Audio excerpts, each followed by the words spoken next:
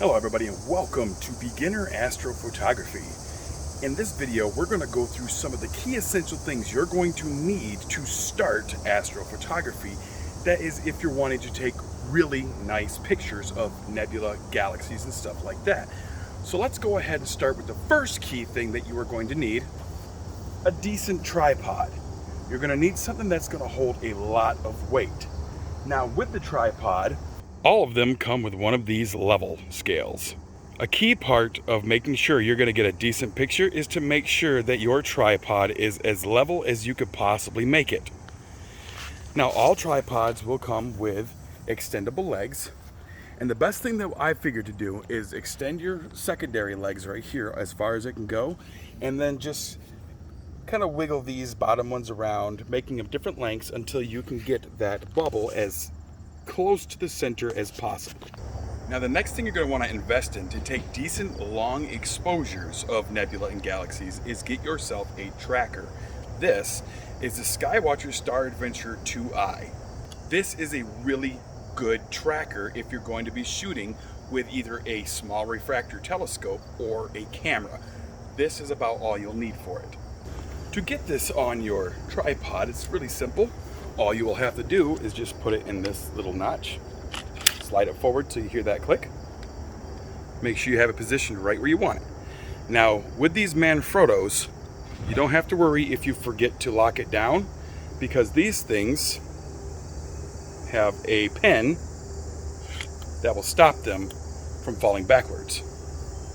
So if you accidentally forget to lock it down, don't worry too much. That pin will stop your load from falling down on the ground.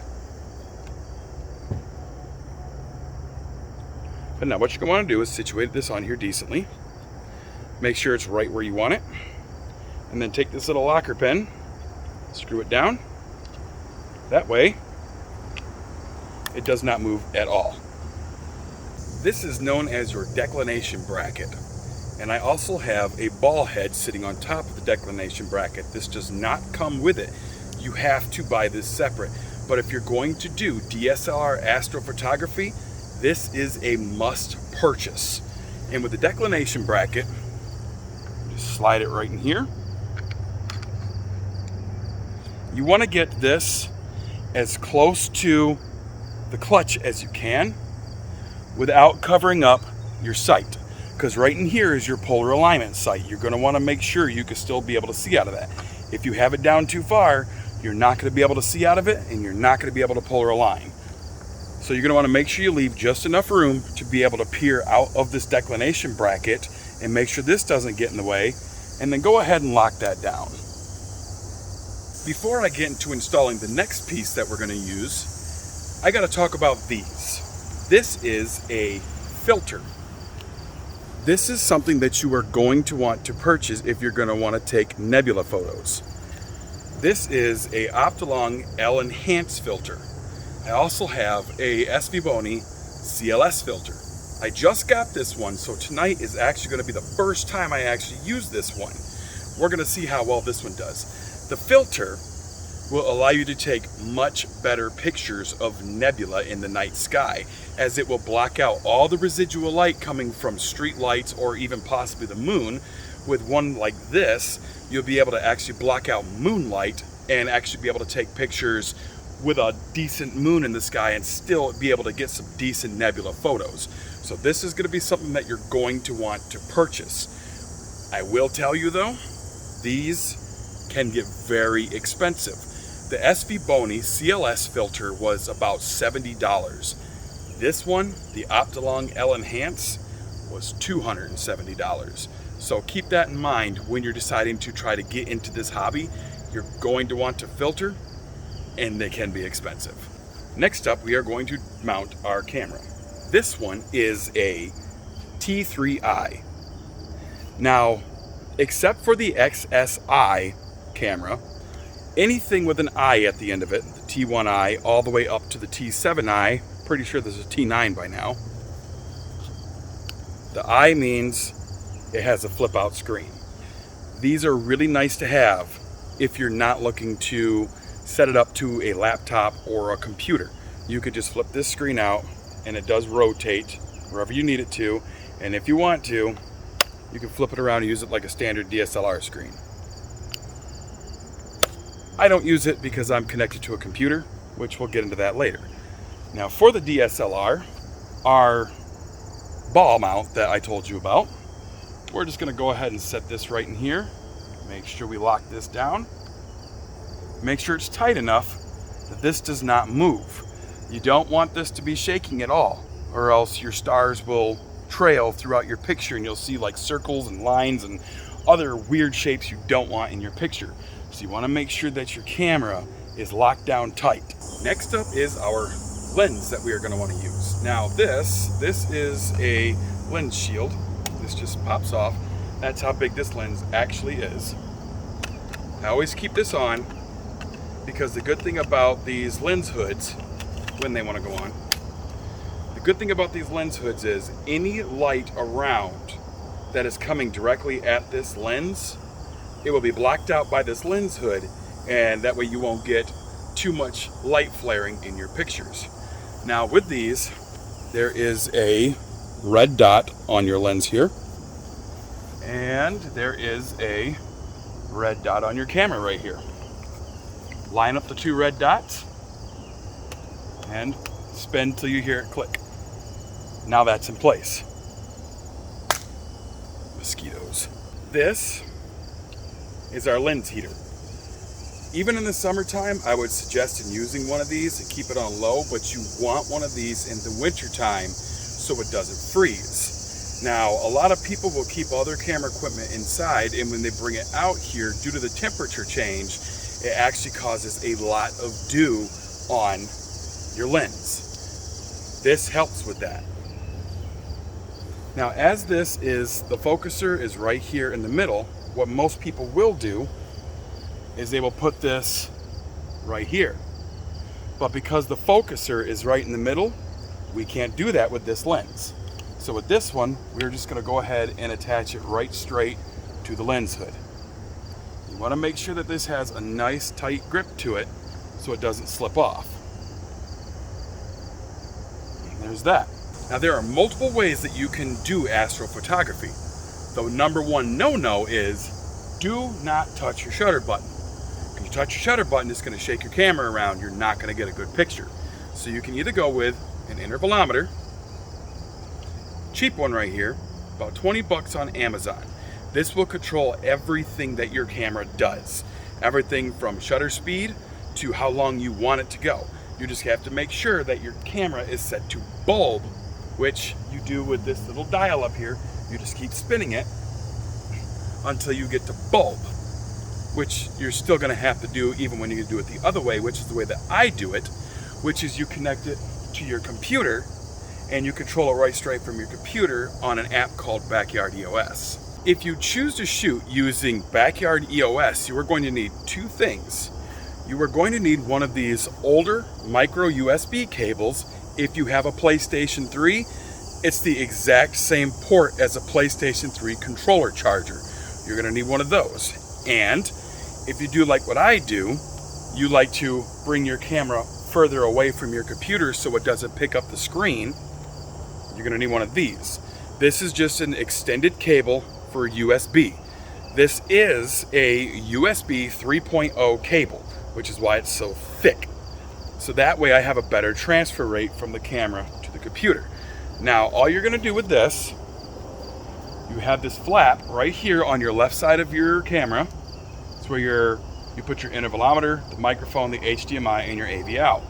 You just take this and you pop this right straight into your camera. That's all you got to do for that. Take your extended cable.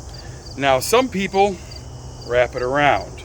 I do not suggest doing that, because if you accidentally trip over your cable when it's dark out and you can't see, when you have it like this, if you trip over it, it's just going to come apart.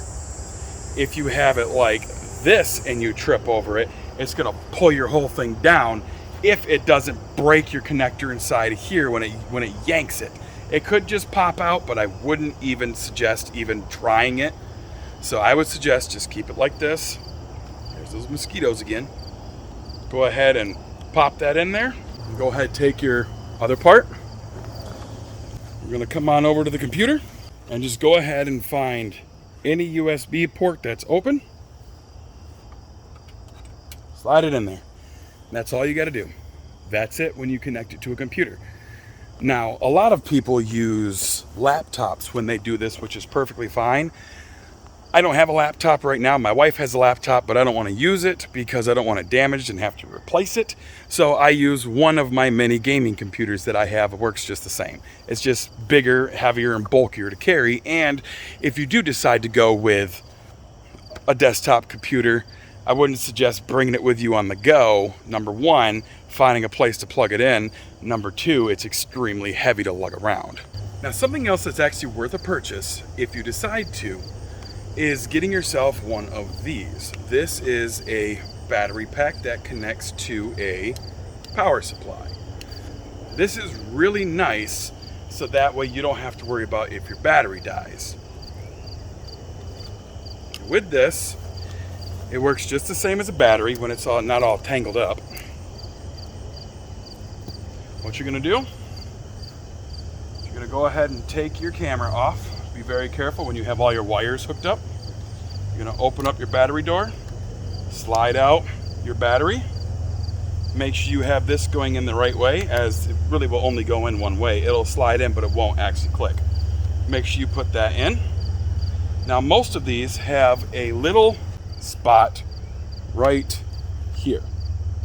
You can go ahead and pop that open, slide your cable down inside of it, and close it. There you go. You don't have to worry about it. Then we're gonna go ahead and stick the battery in my pocket so I don't drop it and lose it. I'm gonna go ahead and connect our camera again. Make sure when you do all this, especially if you have the lens on it, I probably should have done it without the lens on it so that way I don't accidentally drop it. But make sure that you have this connected correctly, because if you let go of it and it's not connected, the whole thing's gonna fall down. So make sure that you are properly connected to your half ball when you get this ready. Now, one thing you're gonna wanna think about when doing astrophotography is the lenses you will need and planning out your night. Now, tonight I will be shooting the North American Nebula again, so I'm using my 135 Samyang lens, because that one's really good at getting the entire nebula right center focus where I want it. If you're wanting to do Milky Way shots, I would suggest something like this. This is an IRIX 2.0 15mm lens. It's not going to be very deep, but you'll be able to get the entire Milky Way with something like this. And since it's a 2.0 with a very, very fast light lens, you'll be able to get really good detail. You could do something like this. This is a 75-300 Canon kit lens. With this, you can either keep it at 75 and do some nebulas, or you can go a little bit further in, somewhere around like 200 or around 300, and get like the Spiral Galaxy or the Ring Nebula or the Dumbbell Nebula. But just be aware, okay? The more lenses you need, the more expensive it's going to get, especially if you want a decent lens like the Samyang 135. That itself is a $500 lens. This IRIX 15mm was a $450 used lens. These are about $600 brand new. So that's another thing you have to think about when getting into astrophotography. The lenses are not cheap. You can go with cheap lenses, but you get what you pay for. If you go with a cheap lens, you're not going to get as good of a quality as a picture. Now, this next item is an absolute must. Mosquito spray, because these things are annoying.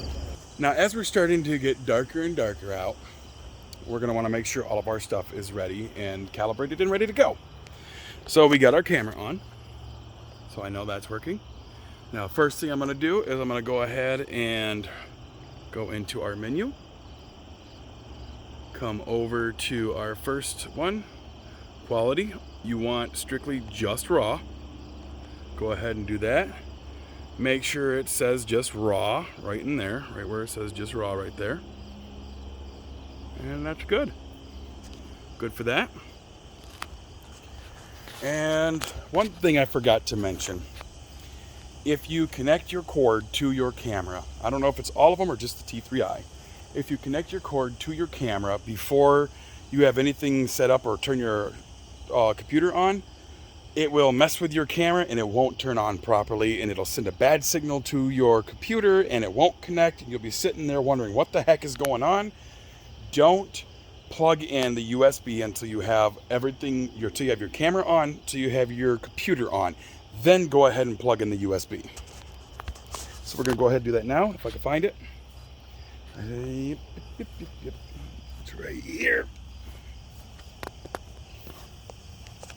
We're going to go ahead and connect it now.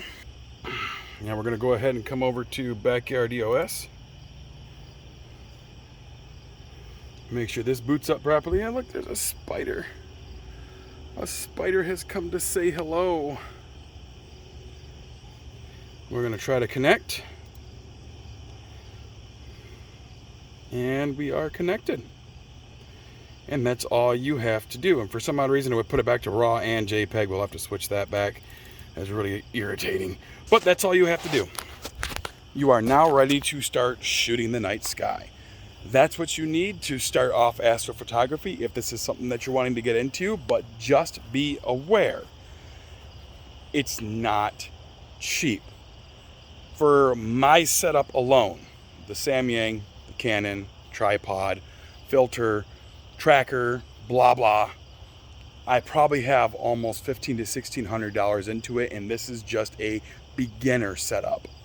So if you're looking to get into Astro, expect to pay around $1,500 to $1,600 just to start off getting good pictures. Thanks for watching. We got more to come. Clear skies.